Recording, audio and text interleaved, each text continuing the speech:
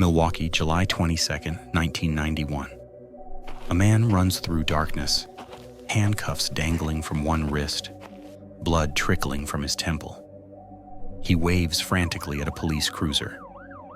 "That man, he tried to kill me." The officers exchange glances. "We'll check it out tomorrow." The cruiser pulls away. In apartment 213, Jeffrey Dahmer sits motionless, television light flickering across his face. Behind a closed bedroom door, another body lies waiting. What if he was never caught?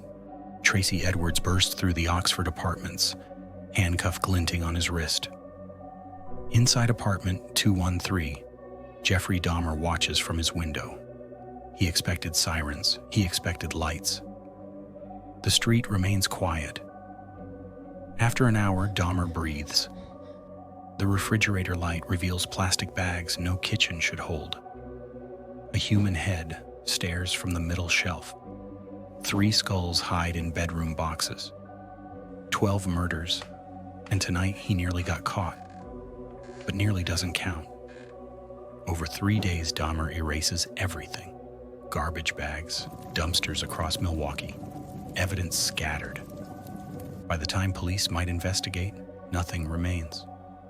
By August, Dahmer returns to hunting. Gay bars, bus stops, shopping malls. His pattern never changes, approaching men of color, knowing the dark truth about America. When they disappear, fewer questions get asked. Curtis Morrison, 24, accepts a ride after missing his bus. Computer science student, working nights to pay tuition. His mother calls police 3 days later. The detective explains adults have the right to leave. The search lasts less than a week. Curtis Morrison now exists only as a cleaned skull. 2 officers knock on apartment 213's door after a neighbor's complaint. They hear movement. Police open up. Nothing. They wait 30 seconds, then leave. Behind the door, Dahmer holds his victim's mouth shut until footsteps fade. The smell becomes unbearable. Dahmer requests apartment 417, 4th floor. The manager approves immediately. Model tenant always pays on time. Winter forces adaptation, college campuses, posing as an art student with a camera. Michael Chen, biology major, agrees to model. Tells his roommate he'll return in hours. Campus footage shows him leaving with a blonde man whose face stays turned from cameras, like he knows where they're positioned. By late 1994, victim count 31. Shelves filled with preserved trophies from 3 years of uninterrupted killing. Jeffrey Dahmer remains invisible to a world that should have seen him long ago. The Milwaukee Journal headline: Missing persons cases reach unprecedented numbers. 37 young men, mostly of color, vanished over 4 years. Police maintain there's no connection. Community activists see what authorities won't admit.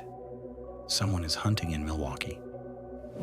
Dahmer clips the article, adds it to his collection, a scrapbook of unrecognized infamy, the thrill of hiding in plain sight. He receives a promotion at Ambrosia Chocolate Factory, shift supervisor, more respect. He adjusts, fewer victims, more time with each. Summer heat intensifies the chemical smell in his apartment. Neighbors complain. The manager warns him. Dahmer rents a storage unit across town under a false name. A second location to process remains before bringing cleaned trophies home.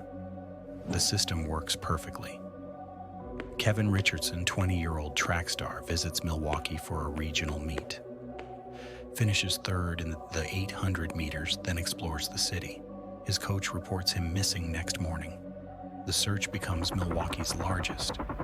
Police interview hundreds, including Jeffrey Dahmer at Club 219. He sits calmly. Yes, he was there. Yes, he saw someone matching that description, left with another man, white guy in leather. The detective thanks him and moves on. Detective Michael Sullivan creates a map.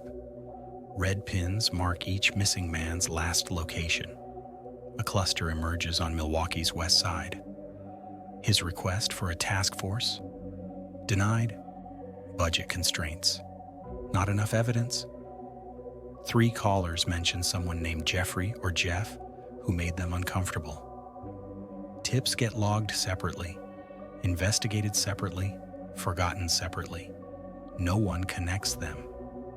As the millennium arrives, Dahmer watches television counting down the century's most notorious killers. Ted Bundy, John Wayne Gacy, the Zodiac. His absence from the list pleases him. Victim count, 46. The new millennium represents opportunity, a fresh calendar filled with potential victims who don't yet know his name.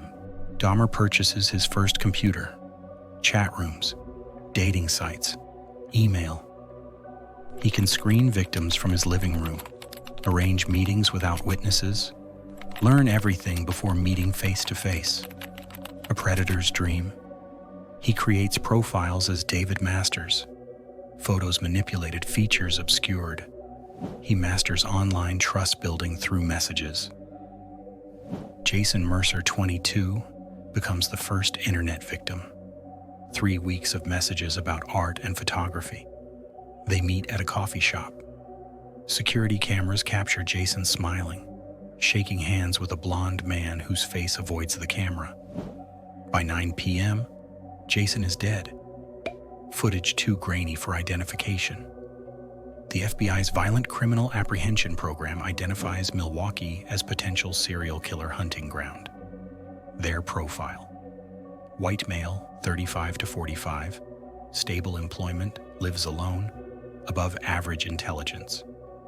Describes Dahmer perfectly, but a profile without a name is just theory.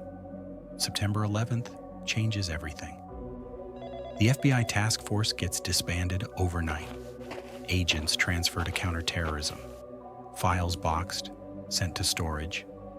The investigation loses momentum forever. Mark Jenkins studies criminal justice, writes a paper on Milwaukee's obvious pattern.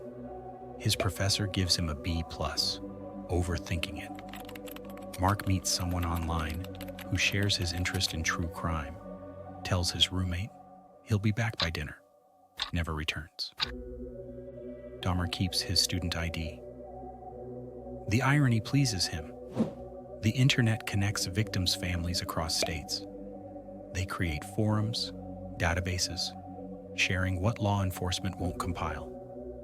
They notice similar disappearances in Chicago, Minneapolis. Their grassroots investigation grows more organized than the official one. Dahmer collapses at work. Rushed to hospital, liver problems. Decades of drinking catching up. The hospitalization forces a 3-month pause. His body is failing. Housing market collapses. Dahmer purchases foreclosed property 20 miles outside Milwaukee. 2 acres, no neighbors. The privacy changes everything. No more storage units, no more careful timing. The National Missing and Unidentified Person System launches. 28 of Dahmer's victims appear in the database. Viewed nationally, the pattern becomes impossible to ignore. Investigators begin connecting dots that were always there. Victim count, 67 across 3 states. Despite advancing technology, databases, searching families, Jeffrey Dahmer remains invisible. The decade ends with him free, hunting uncaught. Jeffrey Dahmer turns 50. Middle age has changed him. Thinning gray hair, slow metabolism, arthritis in his hands, making the physical work difficult. But the compulsion remains unchanged. Detective Sarah Coleman inherits the cold case file, creates a list of 214 men who lived near disappearance locations throughout the 90s. Jeffrey Dahmer's name, page 7. Background check shows nothing. No arrests, stable employment. She marks him low priority, moves on. So close. Dahmer compensates for physical decline by refining sedatives, studies pharmacology, chemistry, experiments with drug combinations rendering victims helpless without physical restraint. Nearly discovered disposing remains in a state park. The close call terrifies him. He's older, slower, Within weeks, purchases an industrial incinerator for his rural property. Tells the delivery company it's for agricultural waste. No questions asked. The Milwaukee Journal publishes Milwaukee's Enduring Mystery: 20 Years of Disappearances. Geographic heat map shows victim clusters aligning perfectly with Dahmer's former addresses. But correlation isn't causation. Without evidence, just another interesting pattern. FBI's updated profile: white male, late 40s to mid 50s, long-term Milwaukee resident, stable employment, lives alone. Describes Dahmer in every detail, without a suspect to compare, remains theoretical. Dahmer approaches a man outside a bar. Turns out to be undercover police. Something about Dahmer disturbs the officer deeply. Can't articulate why. Documents the encounter. Report gets filed. No one connects it to the investigation. Detective Coleman retires after 30 years. We know someone took these men. We have a detailed profile. But without bodies, crime scenes, witnesses, it's chasing smoke. Her replacement, Detective Marcus Wilson, brings digital forensics expertise. Within months, identifies something Coleman missed. Many victims contacted dating profiles that disappeared immediately after. Investigation gains new energy. Dahmer claims his 80th victim. FBI estimates 40 to 60 potential victims. They're closer than ever, but still significantly underestimating. Advances in genealogical DNA databases represent Dahmer's greatest threat. But he has no DNA in any criminal database. Never arrested, never fingerprinted, never provided a sample. Jeffrey Dahmer, 59, sits in his rural home, surrounded by trophies from 30 years of killing. Health failing, cirrhosis, chronic pain, high blood pressure, but compulsion undiminished. 83 families still searching for answers. Jeffrey Dahmer remains free. January 2020. Dahmer wakes in pain.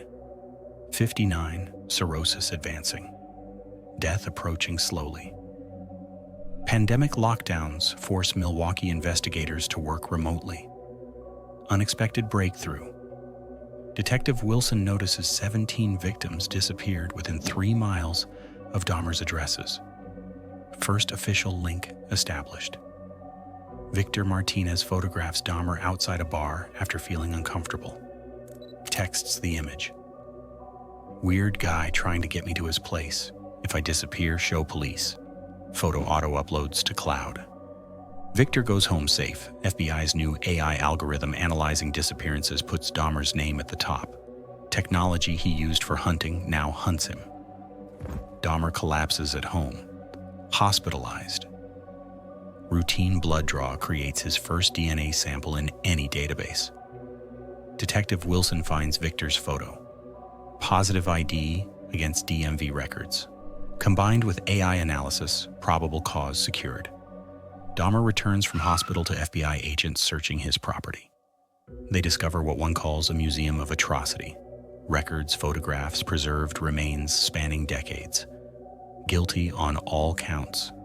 Life without parole. Dahmer's final words? Days became weeks, weeks became years, years became decades.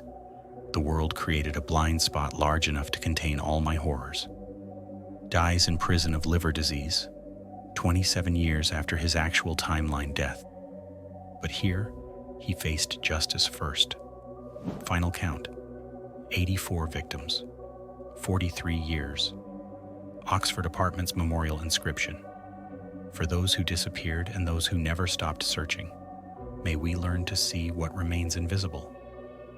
The true horror.